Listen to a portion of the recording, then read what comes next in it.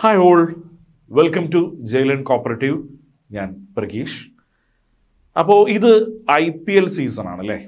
IPL ഇങ്ങനെ വെടിക്കെട്ട് ബാറ്റിങ്ങുകളും കിടിലൻ ബോളിങ്ങും മികച്ച ഫീൽഡിംഗ് ഒക്കെ കണ്ട് നമ്മൾ IPL മത്സരങ്ങൾ കണ്ട് കോരിത്തരിച്ചിരിക്കുകയാണ്. ഈ IPL സീസണോടൊപ്പം തന്നെ ചേർത്ത് വായിക്കേണ്ടതാണ് നമ്മുടെ CSEBയുടെ പുതിയ നോട്ടിഫിക്കേഷൻ അല്ലേ.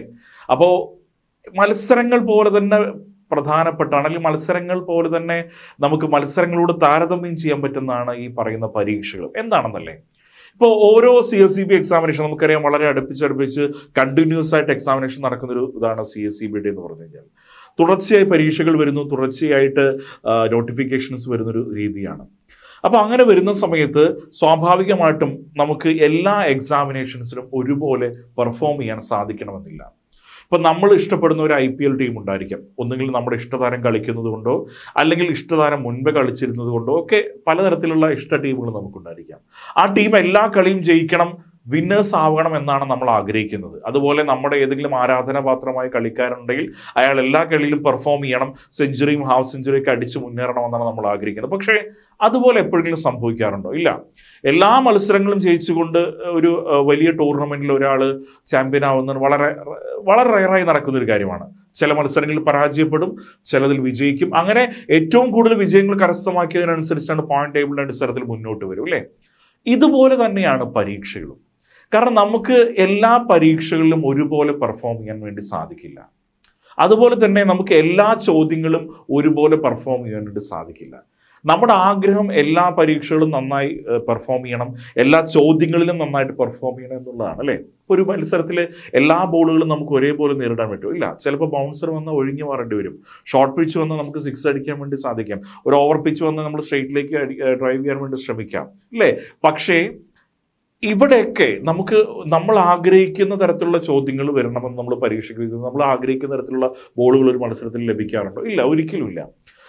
അപ്പോൾ നമുക്ക് ഏതെങ്കിലും ഒരു പരീക്ഷയിൽ നമ്മുടെ പെർഫോമൻസ് ഒന്ന് ഇറങ്ങി എന്ന് വിചാരിച്ചുകൊണ്ട് അടുത്ത പരീക്ഷയ്ക്ക് നമ്മൾ ഇറങ്ങാതിരുന്നാൽ, ഇപ്പോൾ എക്സാമ്പിളായിട്ട് നിങ്ങൾ ഇഷ്ടപ്പെടുന്ന ഒരു ടീം ഒരു മത്സരത്തിൽ പരാജയപ്പെട്ടു.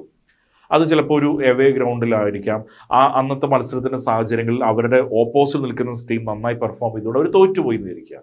അവർ പറയാനില്ല, അടുത്ത മത്സരത്തിൽ ഞങ്ങൾ ഇറങ്ങുന്നില്ല, കാരണം ഈ മത്സരത്തിൽ ഞങ്ങൾ വളരെ വളരെ വലിയ മാർജിനിൽ തോറ്റു, അടുത്ത മത്സരത്തിൽ ഇറങ്ങുന്നില്ല എന്ന് പറഞ്ഞ് ഏതെങ്കിലും ടീം വീട്ടിൽ പോയിരിക്കുന്ന അല്ലെങ്കിൽ ഏതെങ്കിലും കളിക്കാരൻ വീട്ടിൽ പോയിരിക്കുന്ന നിങ്ങൾ കണ്ടിട്ടുണ്ടോ? ഇല്ല. അദ്ദേഹം എന്താണോ കഴിഞ്ഞ പരീക്ഷകളിൽ കഴിഞ്ഞ മത്സരങ്ങളിൽ അവർക്ക് പറ്റിയ പിഴവ് അത് മറികടന്നുകൊണ്ട് അടുത്ത ഗ്രൗണ്ടിൽ എന്താണോ നടക്കാൻ പോകുന്ന മത്സരം ആ മത്സരത്തിൽ കോൺസെൻട്രേറ്റ് ചെയ്ത് അവിടുത്തെ സിറ്റുവേഷൻസിനെ മാക്സിമം എക്സ്പ്ലോയിറ്റ് ചെയ്തുകൊണ്ട് ആ മത്സരം വിജയിക്കുക. നമ്മളും ചെയ്യേണ്ടത് അത്രമാത്രമാണ്. അടുത്ത പരീക്ഷയെ എങ്ങനെ നേരിടാം. അവിടെ പരീക്ഷ വരുമ്പോൾ എന്താണ്, ഗ്രൗണ്ട് മാറി, ചിലപ്പോൾ പാറ്റേൺ മാറും, അവിടെ ക്വസ്റ്റ്യൻസ് മാറി അല്ലേ, അവിടെ ബോളുകൾ വരുന്ന കളിക്കാർ മാറി. അപ്പം അങ്ങനെ അതിനനുസരിച്ച് ആ പരീക്ഷയെ നേരിടാൻ നമ്മൾ തയ്യാറാവണം. കാരണം മത്സരങ്ങളിൽ നമ്മൾ കാണിക്കുന്ന സ്പോർട്സ്മാൻഷിപ്പ് എന്തുകൊണ്ട് പരീക്ഷയിലൂടെ നമ്മൾ കാണിക്കുന്നില്ല? പലപ്പോഴും അതാണ് സംഭവിച്ചുകൊണ്ടിരിക്കുന്നത്. കാരണം ഒരു പരീക്ഷയിൽ നമുക്ക് വിചാരിച്ച പോലെ പെർഫോം ചെയ്യാൻ പറ്റിയില്ല. അതോടുകൂടി എല്ലാം അവസാനിച്ചു എന്ന് കരുതുന്നതാണ് ഏറ്റവും വലിയ തെറ്റ്. ഇവിടെ അടുത്ത മത്സരമുണ്ട്, അടുത്ത ഗെയിം ഉണ്ടല്ലേ. നമ്മുടെ ജീവിതത്തിന് ഏറ്റവും വലിയ പ്രത്യേകത എപ്പോഴും ഒരു സെക്കൻഡ് ഇന്നിങ്സ് ഉണ്ട് എന്നുള്ളതാണ് അല്ലേ. നമുക്ക് ഒരു കഴിഞ്ഞാൽ വീണ്ടും സെക്കൻഡ് ഇന്നിങ്സാണ്. അപ്പോൾ അവിടെ നമ്മൾ ഓരോ ഇന്നിങ്സും എത്രത്തോളം നന്നായി പെർഫോം ചെയ്യുന്നു എന്നനുസരിച്ചിരിക്കും. അപ്പോൾ നമ്മൾ ഒന്നാമത്തെ കളിയിൽ തോറ്റു പരാജയപ്പെട്ട് വീട്ടിൽ പോയി ഇരുന്നാൽ നമ്മൾ എന്തെങ്കിലും വിന്നറാവോ? ഇല്ല. എന്നും ആ ഒരു വീട്ടിൽ പോയിരിക്കാൻ മാത്രമേ നമ്മളെ കൊണ്ട് സാധിക്കൂ. ഒരിക്കലും നമുക്ക് പെർഫോം ചെയ്യാൻ സാധിക്കില്ല. അപ്പോൾ ഓരോ എക്സാമിനേഷനും പുതിയതാണെന്ന് മനസ്സിലാക്കുക. ആ എക്സാമിനേഷൻസിനെ അറിഞ്ഞ് നിങ്ങൾ ചെയ്തു കഴിഞ്ഞാൽ നിങ്ങൾ ടീം എന്തെങ്കിലും ഒരു ദിവസം IPL വിന്നർ ആവുമെന്ന് നിങ്ങൾ വിശ്വസിക്കുന്നില്ലേ? ഇപ്പോൾ ഇതുവരെ നടന്ന എല്ലാ IPL സീസണുകളിലും ഇതേവരെ വിന്നർ ആവാൻ കഴിയാത്ത ടീമുകൾ ഒരുപാടുണ്ട്. ആ ടീമിനെ ഇന്നും ആരാധിക്കുന്ന ഒരുപാട് ആരാധകരുണ്ട്, ഒരുപാട് കളിക്കാരുണ്ട്, ഒരുപാട് കാണികളും പ്രേക്ഷകരും ഒക്കെ ഉണ്ട്. എന്തുകൊണ്ടാണ് അവർ വിശ്വസിക്കുന്നത്? കാരണം ആ ടീം ഇപ്പോഴും എന്ത് ചെയ്യുന്നുണ്ട്, ഒരു മത്സരം കഴിഞ്ഞ് അടുത്ത മത്സരത്തിലേക്ക് അവർ തയ്യാറായി വരുന്നുണ്ട്. കാരണം അവരവിടെ ഉണ്ട് എന്നതുകൊണ്ടാണ് അവർക്ക് എന്തുള്ളത്, കാണികളും പ്രേക്ഷകരും സപ്പോർട്ടേഴ്സും ഒക്കെ ഉള്ളത്. അപ്പോൾ നിങ്ങൾ അവിടെ ഉണ്ടെങ്കിൽ മാത്രമേ നിങ്ങൾക്ക് എന്തുള്ളൂ, അനുകൂലമായ ഘടകങ്ങൾ ഉണ്ടാവൂ. അപ്പോൾ അതിനെന്ത് വേണം, നിങ്ങൾ അടുത്ത എക്സാമിനേഷൻ അപ്പോൾ കഴിഞ്ഞ എക്സാമിനേഷൻസിനെ കുറിച്ചുള്ള കാര്യങ്ങളൊക്കെ അവിടെ മറന്നു വെക്കുക. കാരണം കഴിഞ്ഞ മത്സരത്തെക്കുറിച്ച് ആലോചിച്ചുകൊണ്ടിരുന്ന പുതിയതായിട്ട് നമുക്കൊന്നും ചെയ്യാൻ കഴിയില്ല. അപ്പോൾ അതവിടെ കഴിഞ്ഞു, ആ എപ്പിസോഡ് അവിടെ കഴിഞ്ഞു, പുതിയ എക്സാം നമ്മുടെ മുമ്പിലേക്ക്. ആ എക്സാമിന് നമ്മൾ എങ്ങനെ പെർഫോം ചെയ്യണം?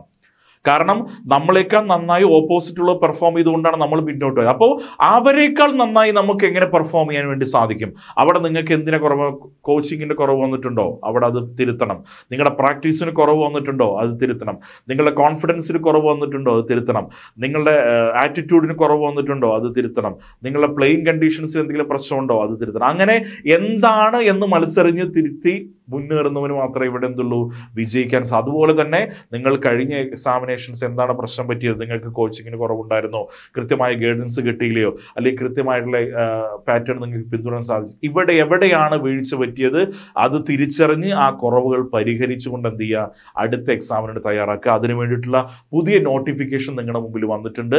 ഈ 1 മാസത്തോളം അത് അപ്ലൈ ചെയ്യണ സമയമാണ്. അപ്പോൾ അപ്ലൈ ചെയ്ത് വെറുതെ വീട്ടിലിരുന്നാൽ ഒരിക്കലും നമുക്ക് എന്ത് ചെയ്യാൻ കഴിയില്ല, ഒരു ജോലി നേടാൻ വേണ്ടി സാധിക്കില്ല. കളത്തിലിറങ്ങി കളിക്കുക തന്നെ വേണം. വീണ്ടും വീണ്ടും എതിരാളികൾ എത്ര ശക്തരായിക്കോട്ടെ, പ്ലേയിങ് കണ്ടീഷൻസ് എന്തൊക്കെ ആയിക്കോട്ടെ, എതിർ ടീമിൻ്റെ ആൾക്കാർ നിങ്ങൾക്ക് ചുറ്റും ആർത്ത് വിളിച്ചുകൊട്ടെ, പക്ഷെ എന്ത് ചെയ്യണം, നിങ്ങൾ കളിച്ചേ പറ്റൂ. നിങ്ങൾക്ക് വേണ്ടി കളിക്കാൻ വേറൊരാളില്ല, നിങ്ങൾ മാത്രമേ ഉള്ളൂ എന്ന് തിരിച്ചറിവുണ്ടെങ്കിൽ നിങ്ങൾ കളിക്കാൻ തയ്യാറാവണം.